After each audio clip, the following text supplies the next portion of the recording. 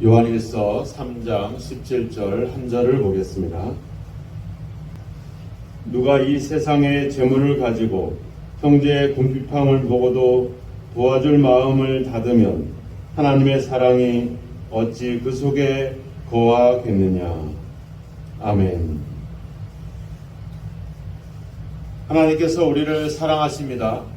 우리가 요한복음 3장 16절의 말씀, 하나님이 이처럼 세상을 사랑하사 독생자를 주셨으니, 우리가 하나님의 사랑을 어떻게 가늠할 수 있냐면 바로 우리를 위해서 독생자를 주셨다라고 하는 사실로 우리가 하나님의 사랑을 알 수가 있습니다. 죄인이고 허물로 죽었던 우리를 살리기 위해서 그 아들을 내어주셨다. 이보다 더 큰 사랑은 없겠죠. 그래서 에베소 2장 3절에 가보면 전에는 우리가 육체의 욕심을 따라 지냈던 본질상 진노의 자녀들이었다. 그런데 긍휼이 풍성하신 하나님이 그 큰 사랑을 인하여 허물로 죽은 우리를 그리스도와 함께 살리셨다. 거기에 보면 긍휼이 풍성하신 그 큰 사랑을 인하여 이래 나옵니다. 그러니까 하나님이 우리에게 주시는 사랑은 뭐 억지로나 인색함으로나 그냥 조금씩 나눠주는 사랑이 아니라 아주 풍성하신 그리고 큰 사랑이었다, 이렇게 이야기합니다. 그러니까 하나님의 사랑은 우리를 향해서 억지로 또 누가 시켜서가 아니라 자발적으로, 그리고 그 마음에서 넘쳐나는 그 사랑으로 우리를 사랑했다라고 하는 거죠. 바로 사랑이라고 하는 것은 바로 그겁니다. 자기의 독생자를 내어줄 만큼, 그리고 그 자기 속에 있는 그 사랑과 그 긍휼함이 주체할 수 없을 만큼 넘쳐나는, 거기서부터 비롯된 것, 그것이 바로 사랑이라고 말할 수 있는 겁니다. 우리가 과연 그 그리스도의 사랑과 같이 우리의 이웃들을, 또 우리의 성도들을 그런 마음으로 넘쳐나는 사랑으로 과연 사랑하고 있는가? 아니면 우리가 가진 것들 인색하게 주고 억지로 내어주는 그런 어떤 사랑을 우리가 하고 있지는 않은가 하는 점들을 우리가 한번 돌아볼 필요가 있습니다. 우리가 예수님이 요한복음 13장에 가보면 제자들의 발을 씻겨주게 되죠. 발을 씻겨주는데 제자들이 뭐라고 하냐면 베드로가 내 발은 절대로 씻기서는 안 됩니다, 이렇게 얘기하죠. 왜? 자기는 제자고 자기는 종인데 자기의 주인이며 자기의 선생이신 예수님이 자기의 발을 씻겨주는 것은 이게 합리적이지도 않고 논리적이지도 않고 합당하지도 않다는 거죠. 예수님이 뭐라 그래요? 내가 너희들이 나를 주라고 선생이라고 하는데 내가 주와 선생이 돼서 너희의 발을 씻겼으니까 너희도 서로 발을 씻겨줘라. 말해요. 이것은 억지로 하는 것이 아니라 자발적으로 내가 너희들에게 본이 됐다, 이렇게 얘기하잖아요. 그러니까 자발적으로 따라올 수 있도록 어떤 길을 열어주셨다, 이런 얘기를 한 거죠. 그러니까 우리의 사랑은 억지로나 인색함으로 하는 것이 아니라 예수님이 우리에게 먼저 본을 보여주심으로 인해서, 사랑이라고 하는 것은 이런 것이다 하는 것을 우리에게 보여주심으로 인해서 우리가 어떤 그 사랑에 힘입어서 사랑하게 하는, 우리가 16절에도 이야기했잖아요. 그가 우리를 위하여 목숨을 버리셨으므로 우리가 이로써 사랑을 알게 되었다. 그래서 사랑이라고 하는 것은 내 유익을 구하지 않고 다른 사람의 유익을 위해서 내 목숨까지 내어주는 것이구나, 이렇게 이야기를 하고 이렇게 우리에게 본을 보여주셨습니다. 근데 솔직히 내가 누군가를 사랑하고 누군가를 위해서 내가 목숨을 내어준다, 이거 너무 거창한 일이거든요. 그게 결코 쉬운 일은 아닙니다. 근데 오늘 본문의 말씀을 보면 세상의 재물을 가지고 형제의 궁핍함을 보고도 도와줄 마음을 닫으면 하나님의 사랑이 어찌 그 속에 거하겠느냐. 내가 누군가를 사랑해서 내 목숨을 내어주는 것, 이건 엄청난 거거든요. 그런데 내 형제들이, 내 성도들이, 내 이웃이 경제적으로 어려움을 당하고 있을 때 그들에게 뭔가 도움을 줄 수 있는 일, 이것은 또 우리가 충분히 가능한 일이에요. 근데 오늘 말씀을 통해서 보면 누군가를 위해서 목숨을 버리는 사랑과 형제의 궁핍함을 보면서 그들을 도와주는 일과 이걸 동일하게 보고 있다는 거죠.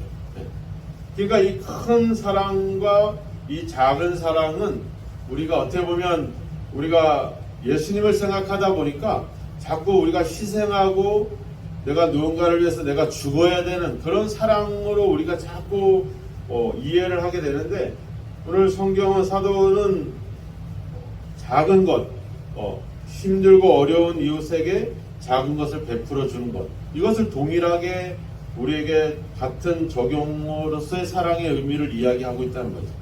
예수님도 이야기하시잖아요.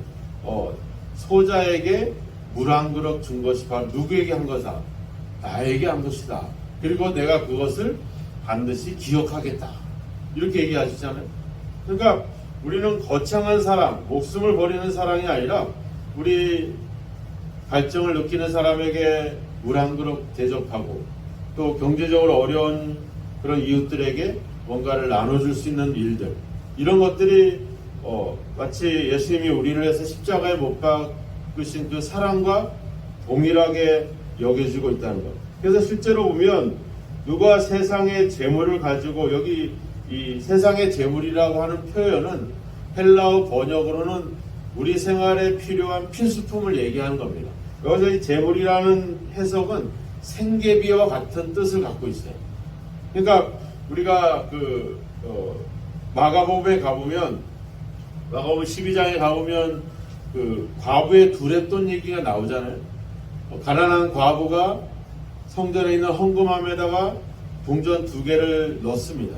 지금으로 얘기하면 한 500원짜리 두 개 정도 되는 겁니다. 근데 예수님이 뭐라 그래요? 저 여인이 생활비 전부를 넣었다, 이렇게 얘기하잖아요. 그죠? 네. 여기서 얘기하는 이 재물이라는 말은 바로 그 생활비를 얘기하는 뜻을 갖고 있어요. 그러니까 어떻게 보면 아주 큰 사랑을, 거창한 사랑을, 어떤 위대한 사랑을 말하고 있는 것이 아니라 우리가 가진 그 동전 몇 개, 우리가 가진 어떤 생활비 정도, 이런 걸 가지고 누군가를 도와주는 것, 누군가에게 베푸는 것, 그것이 바로 하나님이 원하시는 사랑이다. 지금 이렇게 이야기를 하고 있는 겁니다. 이 말은 뭐예요? 누구나 다 할 수 있다는 거죠. 누구나 어떤 사람이든지 간에 우리는 모든 것을 할 수 있다는 거예요. 돈만 가지고 할 수 있는 것이 아니라 우리가 가진 재능을 나눌 수도 있고, 또 우리가 우리가 마음을 나눌 수도 있잖아요. 돈도 없다고 재물도 없다고 하는 것이 아니라 누군가의 이야기를 또 들어주는 것도 사랑하는 것이고, 또 우리가 힘들고 어려운 이웃들을 위해서, 우리 형제들을 위해서 기도하는 것도 사랑하는 것이죠. 우리가 꼭 돈으로, 또 우리가 시간으로 하는 것이 아니라 우리가 충분히 이렇게 가난한 과부가 그 두렛돈을 왜 헌금함에 넣겠어요? 이 동전도 넣을 수 없을 만큼 가난한 사람들, 그런 어떤 어려운 이웃들을 향한 그 마음의 나눔이 있는 것이거든요.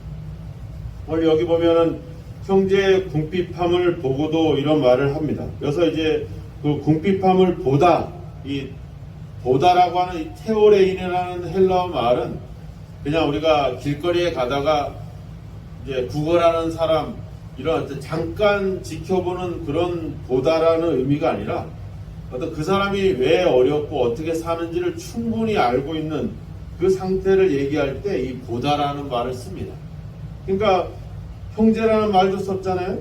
13절에도 보면 형제들아, 14절에도 보면 형제를 사랑함으로, 15절에도 보면 형제를 미워하는 자마다, 16절에도 형제들을 위하여, 17절에도 형제들의 궁핍함을 보고도, 계속 형제 하고 있잖아요. 누구예요? 바로 우리 성도들이거든요. 그래서 궁핍함을 본다. 그의 형편과 어려움을 충분히 알고 있다. 우리는 솔직히 우리 옆집에 사는 사람의 형편도 잘 몰라요. 또 길거리에서 구걸하고 도움을 청하는 사람들의 형편도 몰라요. 가끔 교회 찾아와서 도와달라고 몇 푼 달라고 하는 사람들의 형편도 몰라요. 근데 우리 성도들의 형편은 압니다. 어느 정도 어떻게 생활하고 어떤 어려움이 있고 어떤 고통을 당하고 있는지 우리가 다 알고 있죠. 그러니까 바로 그 형제들, 바로 그 성도들을 지금 이야기하고 있는 겁니다. 그들의 문제를, 그들의 어려움을 충분히 알고 있으면서도 만약에 도와주지 않는다면, 여기서 도와주지 않는데 뭐라면 그 마음을 닫으면 이렇게 나오죠. 뭐 재물을 나누고 이런 수준까지도 아니라 그런 마음조차도 우리가 갖고 있지 못하면 과연 우리가 하나님의 사랑이 우리 속에 있다고 말할 수 있는가? 이렇게 지금 이야기를 하고 있는 겁니다.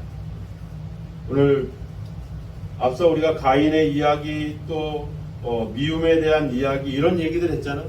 우리가 형제를 미워하고 그들에 대해서 인색한 것 그 자체는 이미 하나님의 사랑이 없는 겁니다. 그런데 어려움을 보고 마음을 닫거나 또 그 어려움을 보고 도움을 주지 않는 것조차도 우리가 과연 하나님의 사랑이 우리 가운데 있다고 말할 수 있는가? 우리도 그렇잖아요. 한번 돌아보면 교회가 예전에 참 아름답게 교제하고 사랑을 나누고 뭐 이런 이야기들을 이런 삶을 살아왔잖아요. 그냥 코로나 시대를 겪으면서 또 여러 가지 교회의 여러 가지 어려움들을 겪으면서 우리 속에 있는 어떤 그런 도움과 사랑과 이런 마음들보다는 어떻게 보면 우리가 강팍해지고 인색해지고 또 억지로 하게 되는 그런 상태로 우리가 자꾸 변화되고 있죠. 근데 돌아보면 코로나나 뭐 여러 가지 외부적인 그런 문제들이 아니라 과연 우리가 과연 그럼 내 속에 하나님의 사랑이 있었는가? 과연 내가 하나님께 죄인인 내가 예수님과 함께 살리심을 받고 생명을 얻은 이 큰 사랑을 입은 내가 과연 그 사랑이 우리 안에 진짜 있었는가? 이걸 우리가 한번 고민해 볼 필요가 있는 거죠. 코로나를 핑계대고 여러 가지 문제들을 핑계댈 게 아니라 근본적으로 내 속에 진짜 하나님의 사랑이 있었는가? 이거를 우리가 철저하게 다시 한번 점검을 해야 된다라고 하는 겁니다. 도와준 것조차도 아니라 마음조차도 없고 인색하다면 우린 과연 하나님의 사랑, 내가 예수를 믿는 것에 대해서 우리는 다시 한번 고민을 해야 됩니다. 잠언에도 가보면 잠언 가난한 자를 조롱하는 자는 그를 지으신 자를 주를 멸시하는 자다 이렇게 이야기하고 있습니다. 그러니까 말하자면 힘들고 어려운 이웃들 궁핍한 사람을 도와주고 불쌍히 여기는 것 그것은 바로 하나님을 존경하는 것이다 이렇게 이야기하죠. 우리가 선한 사마리아인의 비유 이야기를 하잖아요. 우리가 선한 사마리아인이 착하고 돈이 많고 사랑이 많아서가 아니에요. 거기에 딱 하나만 나옵니다. 그를 보고 불쌍히 여겼다. 그 마음을 주셨던 그 불쌍히 여기는 마음을 그대로 실천한 것 뿐입니다. 그 사람이 위대하거나 엄청난 사람이 아니에요. 제가 누누이 이야기 하잖아요. 우리가 이 마음, 긍휼히 여기고, 불쌍히 여기고, 사랑하고 싶고, 베풀어주고 싶은 마음, 이것은 우리가 원래부터 갖고 있었던 것이다. 우리가 말씀과 율법과 종교를 갖기 이전부터 하나님이 우리를 창조하실 때 왜? 우리 속에는 하나님의 생기가 있거든요. 하나님의 그 성령이 있거든요. 하나님의 그 본성을 갖고 있는 그 본성은 뭐예요? 베풀고 나누고 섬기고 그 풍성하신 아들까지 내어줄 만큼의 그 넘치는 사랑이 우리 속에 있는 거죠. 근데 이것이 우리가 살다 보니 또 우리가 살아남기 위해서 또 생존을 위해서 살다 보니 이런 것들을 마음들이 자꾸 닫혀지고 막아지는 것이죠. 그래서 우리는 기도해야 됩니다. 하나님이 원래부터 저를 만드시고 저를 창조하실 때부터 주셨던 그 하나님의 마음, 그 사랑의 마음, 나눌 수 있는 마음, 이 마음을 삶으로 실천할 수 있게 도와주십시오. 하나님 내가 받은 하나님의 사랑만큼 거저 받았으니 거저 줄 수 있도록 주님 저에게 그런 어떤 사랑의 실천이 있게 해주십시오. 디모데전서 6장에 가면 나오잖아요. 나눠주기를 좋아하고 너그러운 자가 되라. 이것이 장래에 너희를 위하여 참된 생명을 취하는 것이다. 이렇게 이야기하고 있죠. 그래서 오늘 다시 한번 우리가 하나님에 대한 믿음 또 하나님에 대한 사랑을 내가 내 형제를 사랑하는 데서 확인하시기 바랍니다.